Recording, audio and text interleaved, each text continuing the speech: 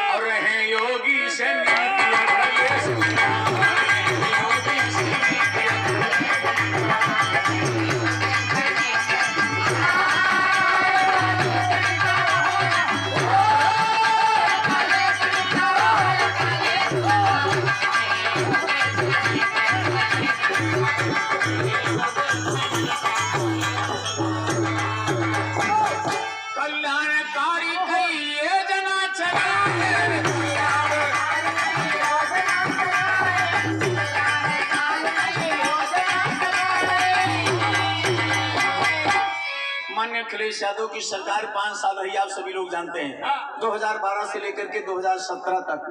साथियों, 5 साल में माननीय अखिलेश यादव जी जो कारनामा करके दिखा दिया है और किसी बस बात